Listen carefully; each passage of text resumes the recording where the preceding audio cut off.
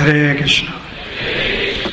Om Agena Tamarandasya Gananjana Salakaya Chakshmanatam Yena Tasmai Shri Gurave Namaha Shri Chaitanya Manobishtam Stapatam Yena Bhutale Swayam Rupa Gadamayam Dadanti Swam Vedantikam Vandeham Shri Guru Shri Yatapada Kamalam Shri Guru Vaishnavam Sha Shri Rupam Sagrajatam Sahagana Raghunatam Vitam Tam Shijivam Sadvaitam Sadvutam Parijana Sahitam Krishna Chaitanya Devam Shri Radha Krishna Padam Sahagana Lalita Shri Vishavitam Sha He Krishna Karana Sindhu Dinabandhu Jagatpate Gopesha Gopikanta Radha Kanta Namostate Tapta Kanchan Gaurange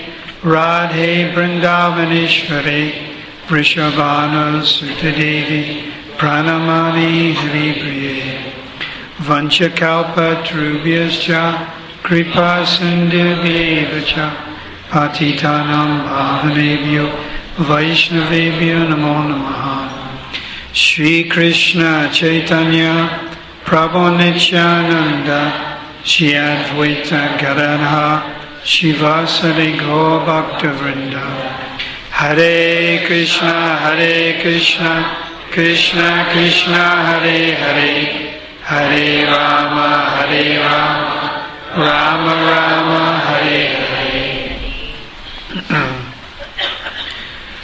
So, topics of Radha and Krishna are very confidential. So I first wanted to explain about how confidential and why they're so confidential. It's like a type of warning. But in our Gaudiya Sampradaya, in our line of spiritual masters, to discuss publicly and discuss openly topics of Radha and Krishna is not commonly done, because such topics are so esoterical, so difficult to understand. It's not an easy thing to understand. Srila Bhaktisiddhanta Saraswati Thakur, the spiritual master Srila Prabhupada, in 1932 at Radhakund, gave a very famous talk, which was later published in 1934 in his magazine, the Gaudiya. And Srila Bhaktisiddhanta was explaining that we have anartana vritti. Anartana vritti means the unwanted things in our heart. And this has been explained as lust, anger, greed, illusion, pride, arrogance. Anatta means unwanted. Nivritti means to purify. So anatta nivritti means anattas, the unwanted things within our hearts. So Srila Bhaktisiddhanta said we should not make anatta nivritti the goal of life, but rather nata pravritti. And nata pravritti means the pure conjugal love of Radha and Krishna. So Srila Bhaktisiddhanta was speaking with great caution. This was in 1932. And he told his followers, I know you are not ready to hear such things. He said this in 1932. He formed his organization in 1918. Some of his disciples have been with him for 14 years, some longer. These were many of Srila Prabhupada's godbrothers. They were sannyasis. And Srila Bhaktisiddhanta boldly said, I know you are not ready to hear this. It's too confidential. He said this. But then he also said, after chanting Harinam for 15 to 20 years, one can hear something about Atta Pravritti, pure conjugal love of Radha and Krishna. And you have to understand, Srila Bhaktisiddhanta is talking about 100,000 of rounds a day for 15 to 20 years. Not 16 or 8 or 4 or 1. So you can see how cautiously Srila Bhaktisiddhanta was approaching this subject of the pure conjugal love of Radha and Krishna. He said, I know you are not ready to hear this, but still I'm going to say something. And then he said, our most confidential asset is the Leela, or the pastimes of Lord Krishna. This is our most confidential asset. This is our sadhya. Sadhya means goal. Our goal is to meditate on the pastimes of Lord Krishna. Prabhupada, or rather Bhagavad Gita states, Janma karma chamai divyam evam yovati tattvataha. Anyone who understands the activities, Janma, the appearance, and karma, the activities of the Lord and his devotees, the associates of Krishna in Vrindavan, the Brijbasis, does not take birth again in this material world. So what to speak of Radharani and the associates? It is very difficult to even understand in tattva, in truth, the nature of Krishna. Some people think he's fictitious. Some people think he was a historical figure. Some people think he was a powerful prince. Gandhi, who many people eulogize, they call him Mahatma. Gandhi himself said, I do not personally believe that anyone called Krishna ever existed. This is Gandhi himself, who many people believe was a great saint, Mahatma, etc. So there's a lot of confusion about the identity of Krishna. In order to understand Krishna properly and Radharani, one has to hear from a pure devotee. You cannot hear from an academic scholar. You cannot hear from a sahajiya. So we're very fortunate at the interception of the International Society for Krishna Consciousness. In the very early days, Prabhupada gave us the Krishna book. It came out in 1970. The Krishna book is a summary study of the 10th canto. It deals with the pastimes of Lord Krishna, with the cowhead boys, with Mother Yasoda, and the gopis. And the way Prabhupada has explained it, he explains some pastime, and then he explains philosophy. Then he explains pastime, a couple paragraphs, and then philosophy. So he explains ras, or pastime, and then tattva. Tattva means philosophy. Because if you don't understand the philosophy, you will think that Radharani is an ordinary lady, Krishna is an ordinary man or boy, and their pastimes are what we find in this material world. But this is not the truth. Completely the opposite is the fact. So Srila Bhaktisiddhanta gave this very strong warning. I know you are not ready to hear this. And this was to his sannyasi disciples. But after chanting 15 to 20 years, 1,100,000 names every day, perhaps cautiously you can hear something. So this is how careful one has to be. This is why Srila Prabhupada didn't openly talk about the pastimes of Radha and Krishna. You can go over his tapes, his morning walks, his lectures. Very rarely does he talk about this, because we're not ready to hear it. It's a very confidential thing. So of course today is Radhastami, where we make a little exception, and where we can speak a little bit, something, according to our realization, about Radha and Krishna. So first, a little tattva, that Krishna is Sakshit Ananda. He's eternal, full of knowledge, full of bliss. Purusha Shakti Vivideya Shriyate. He has multifarious energies. The Lord has unlimited energies, spiritual and material. When we look at the material energy, it is comprised of earth, water, fire, air, ether, mind, intelligence, and false ego. This whole creation that we see is a combination, permutation of Krishna's inferior material energy. But now Krishna also has a superior energy. What is that superior energy? Samdini, Samvit, Hladini, or Sat Chit Ananda. So the first one, Samdini, means Krishna's potency of eternality.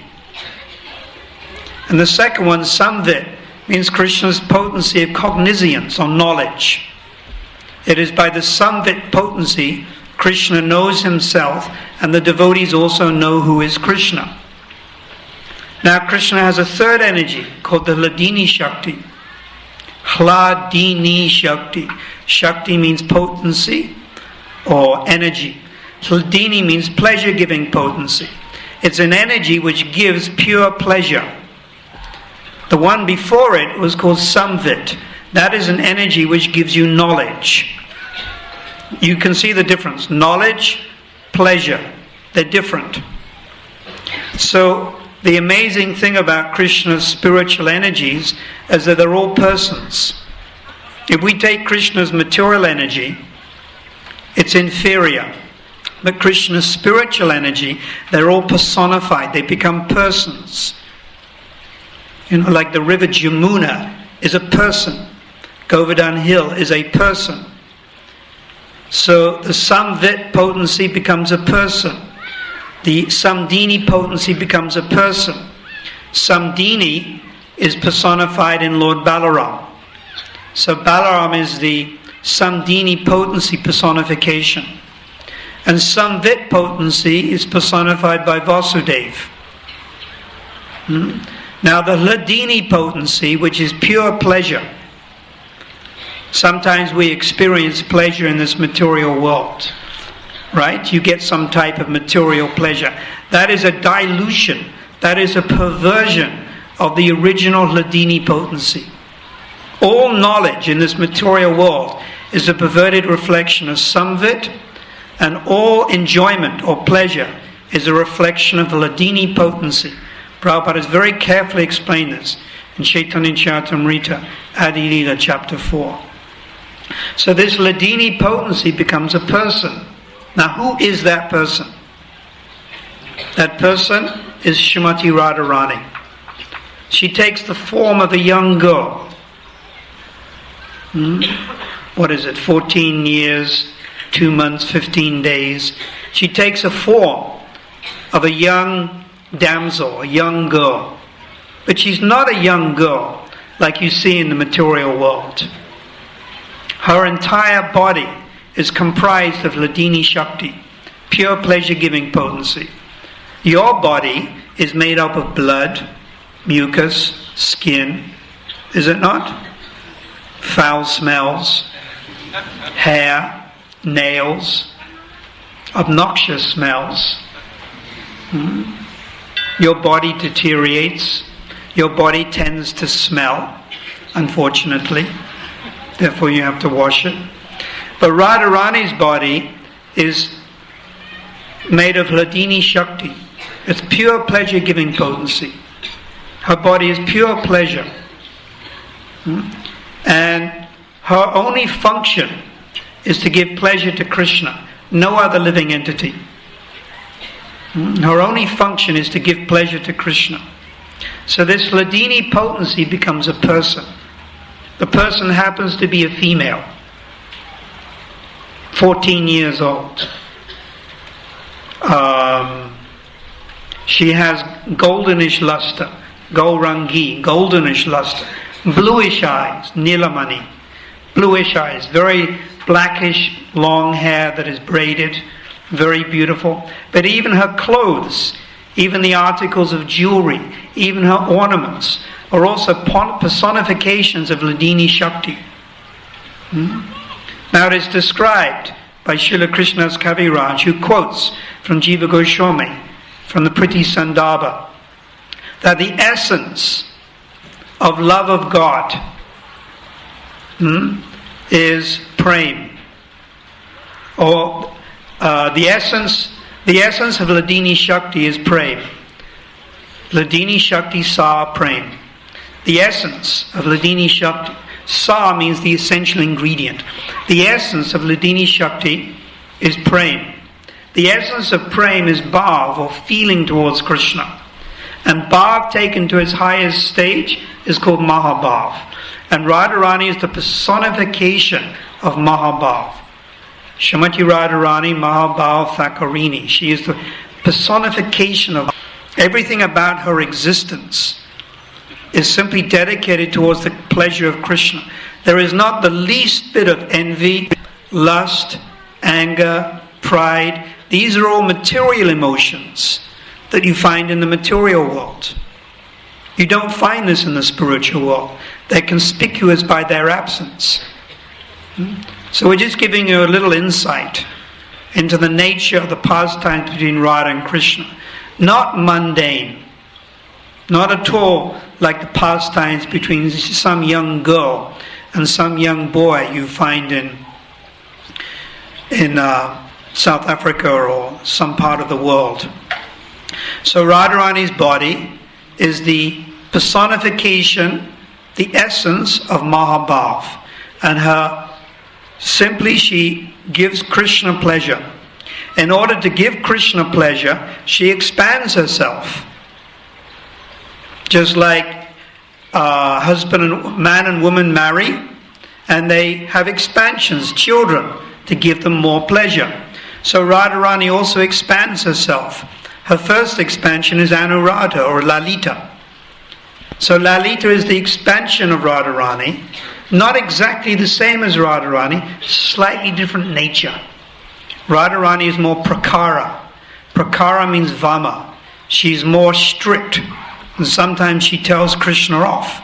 But this is all to give Krishna pleasure. And Radharani is not so prakara. She's more madhya. She's a bit more mild. Then another one of Radharani's expansions is Vishaka. Vishaka was born on the same day as Radharani. And then further expansions.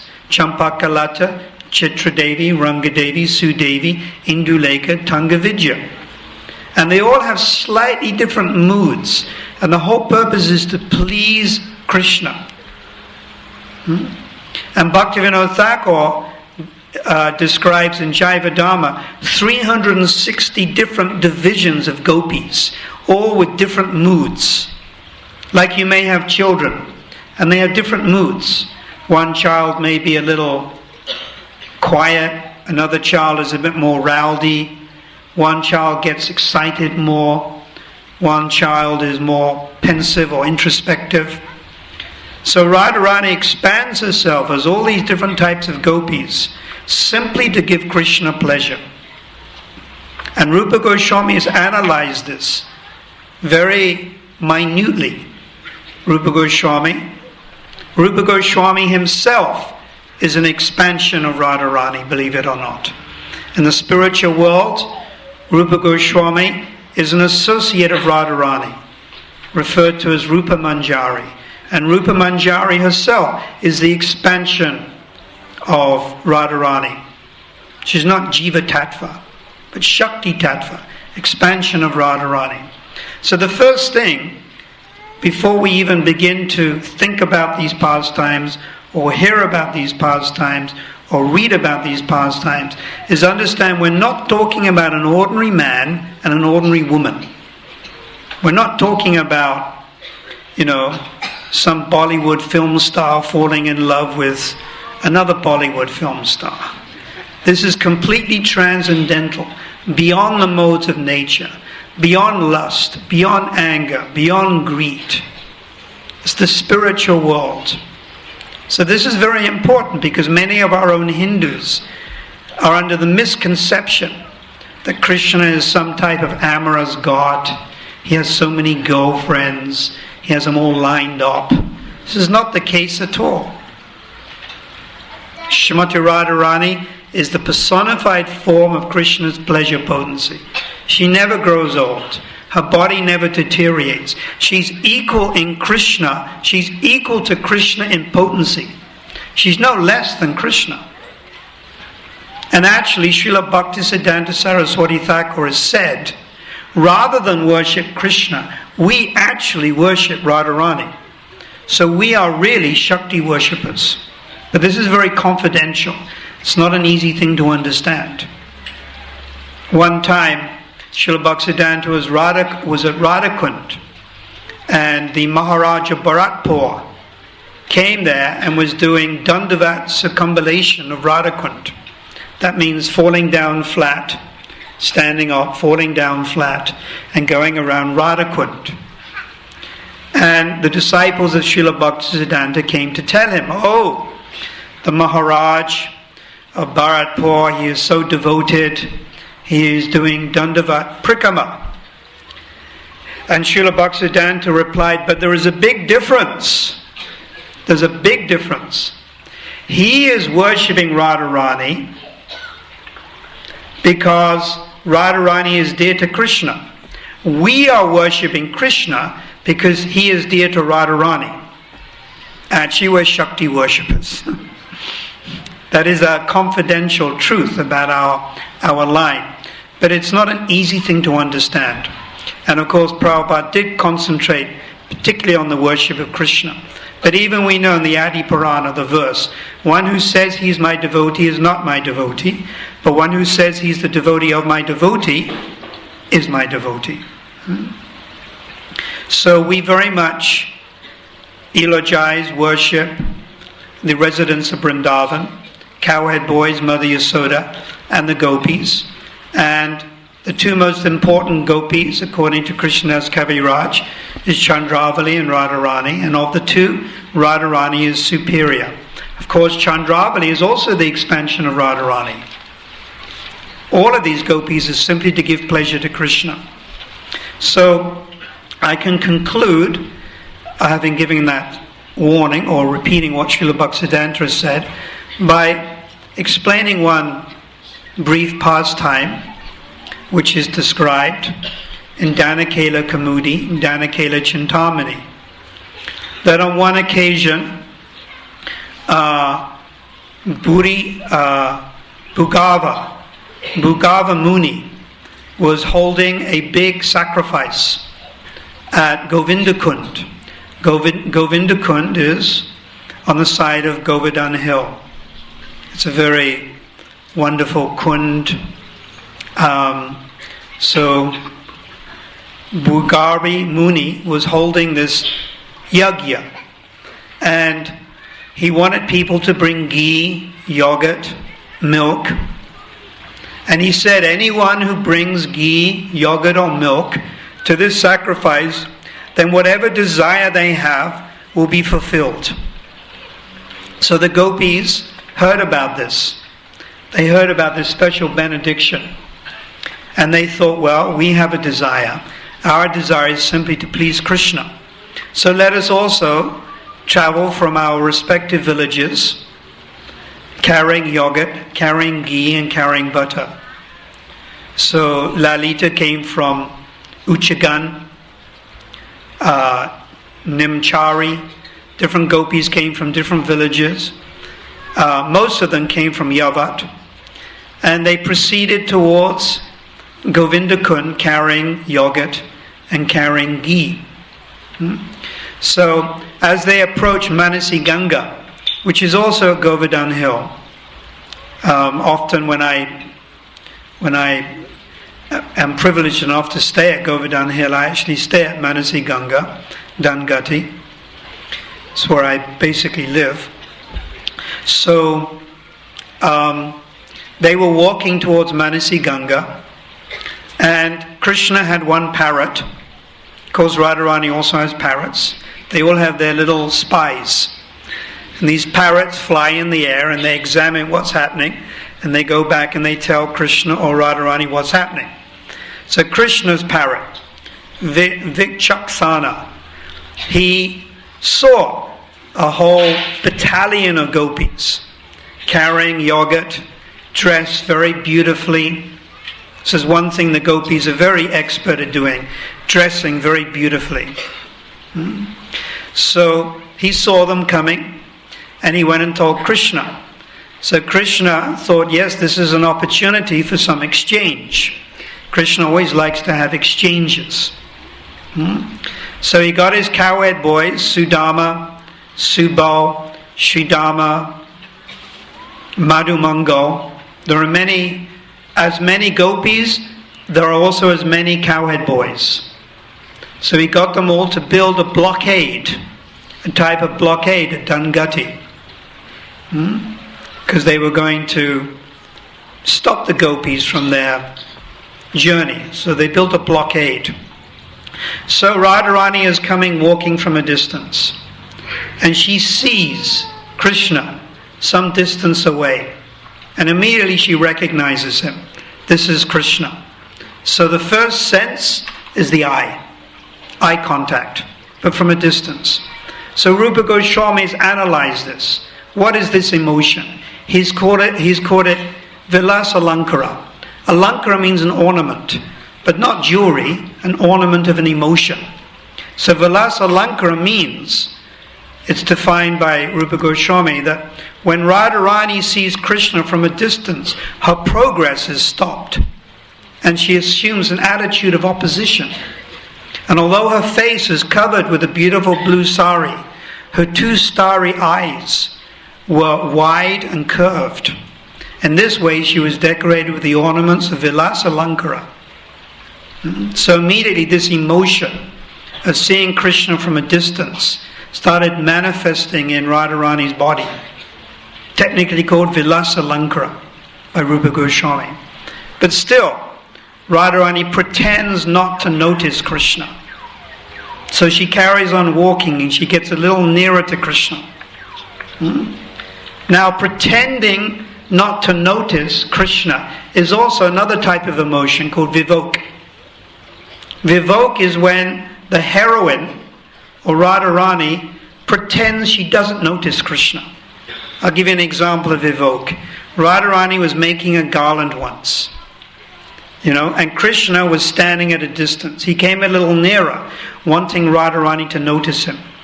But Radharani purposely carried on making the garland and ignoring him. So he came even nearer. Radharani continued to ignore him. So he was standing right in front of Radharani.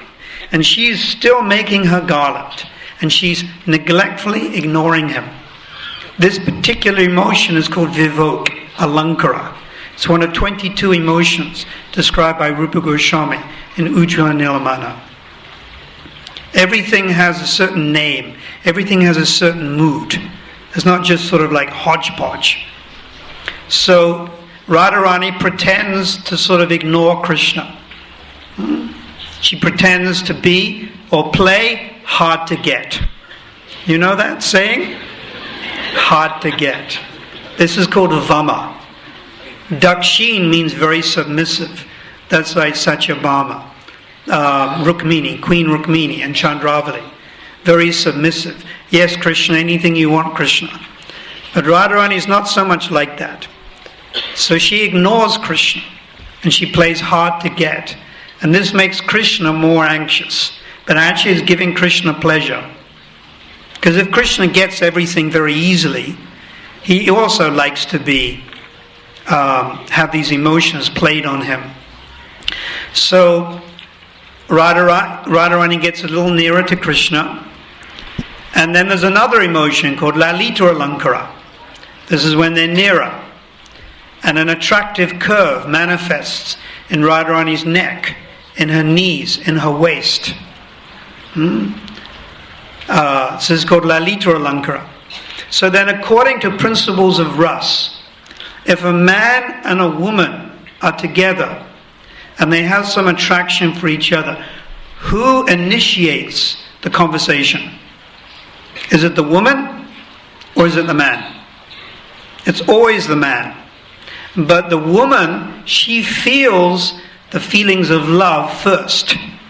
She will feel it more deeply and she will feel it more significantly. So Radharani was feeling more attraction, but because she's feminine by nature, she was waiting for Krishna to initiate the conversation, because she won't speak first, because it's out of etiquette. So she didn't speak. She wouldn't even look at Krishna. So then Krishna says very boldly, he says, "Who are you?" Very boldly. So now the sound vibration of Krishna's voice has entered Radharani's ear. So not only is she's seeing him, but she's hearing. At the same time, because she comes nearer, the fragrance from Krishna's body also enters her nostrils. And this causes different symptoms of ecstasy. There are 41 different types of bhavs which stimulate the heart. There are 8 different types of sattvika astika bhavs. They all stimulate the heart. So Radharani's heart is being churned like an ocean. But somehow or other she suppresses it all so as not to show Krishna. She doesn't want to give away the fact that she's so affected by Krishna's presence. So Krishna asks, "Who are you?" So then Radharani says, "You don't know who I am? You don't know who I am?" And then Krishna replies, "Well, if I knew who you were, I wouldn't ask, who are you? If I knew who you were, I wouldn't even ask." Of course, they know each other. But they're just sanlap. Sanlap is conversation. They're just trying to make excuse to talk to each other. So then Radharani replies, "Well, we are no one." She says, "We are no one." So then Krishna, he takes that statement and he twists it around. And he says, "Words have no form, but I can see you. But I think not only you stealing flowers and yogurt, but you also steal yourself, because you're saying, we are no one." So he twists it around. Can you understand that? Words, Radharani replies, "We are no one." So Krishna retorts by saying, words have no form. They're formless. You can't see their form. But I can see you. But not only you stealing flowers, not only you stealing this yogurt, not only you stealing butter, but you also steal yourselves, because you say we are no one. And then Radharani asks, "Well, anyhow, who are you?" And Krishna introduces himself. He says, "I am Krishna, the Lord of Vrindavan." And they all start laughing. The Lord of Vrindavan? And Radharani and associates, they say, "But we have understood from Purnamasi, we have understood that Brindadevi is actually in charge of Vrindavan. Brindadevi controls Vrindavan, not you." So then Krishna counters by saying, "Well, actually, Brindadevi is my wife. Brindadevi is my wife, and the property of the wife becomes the property of the husband." So there. Tit for tat. Going back and forth like this. This is called sanlap. There are 10 different types of conversations, all diagnosed by Rupa Goswami. 10 different ways of talking, joking, indirect meanings. It's called parokshavad. Parokshavad means indirect. You say one thing, you mean something else. You mean one thing and you say something else.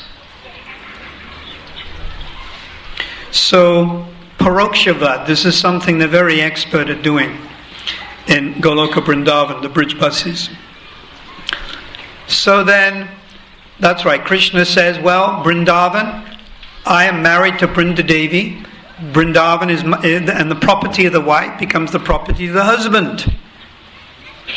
And you are coming and stealing these flowers, and you're stealing the yogurt, and you're breaking down my forest." So the gopis reply, "Well, we're picking the flowers and carrying this yogurt for a sacrifice. The flowers are for Surya Puja." See, Radharani worships Surya Dev. She does Surya Puja every day. Chandravali worships Gauri, or the consort of Lord Shiva. So then the gopis, they call Brindadevi. And Brindadevi comes forward and they say, "Brindadevi, Krishna is saying that he's married to you. Now we somehow doubt this, but could you clarify? Could you tell us the truth?" So Brindadevi very boldly, Brindadevi is also an expansion of Radharani, but it's all to give Krishna pleasure. So Brindadevi says, "Actually, I'm not married to Krishna.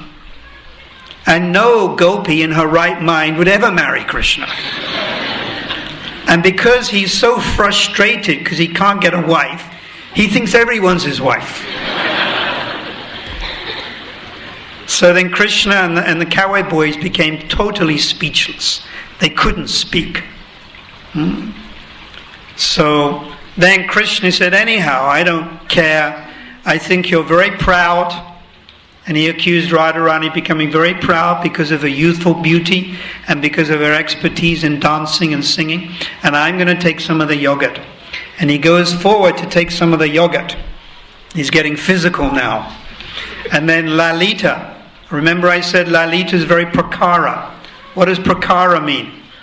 Stern. You know, like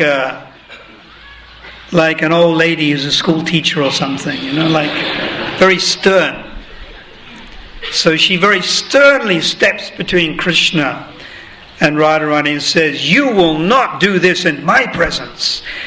In my presence, you will not go anywhere near this very chaste housewife. You will not take her yogurt. As long as I am Lalita and I'm staying here, and you better watch out. Almost like that. Because that is Lalita's nature, and that is Lalita's contribution to Krishna's pastimes, that she's prakara. And I mentioned prakara means very harsh. Whereas Radharani she's one step down, she's madhya. And then you have another step down, midvi, very, very soft. So these different types of exchanges go on in the spiritual world every day, actually. Every day these different pastimes go on. And they've been analyzed by Rupa Goswami. They've been analyzed by, to a certain degree, Jiva Goswami, but mostly Rupa Goswami. And they're very wonderful. But the main thing we should remember is these pastimes are transcendental. Don't bring them down to your level. Prabhupada says bringing it down to your level is like throwing mud. Perversions of throwing mud into transcendence. He gave the example, it's like trying to put an elephant on a plate. For an ordinary person to try to understand the pastimes of Radha and Krishna, it's like trying to put an elephant on a plate. Trying to throw mud into transcendence with one's perversities. So one has to hear from a pure devotee. So we're fortunate. We're hearing from Srila Prabhupada. We're receiving this knowledge through him, therefore understanding properly. But if you hear from a professional Bhagavatam reciter, or you hear from academic scholars, or you hear from people who are not in disciple succession, your understanding will not be complete. And you may have a sahajiya understanding. So this is very, very important. We're blessed because we're understanding these pastimes from the right source, Srila Prabhupada, who in the interception of ISKCON, I mentioned in 1970, gave us his Krishna book. So thank you very much. Shri Shri Radhastami ki, Shri Radha Radhanatha ki, Go Premanandi.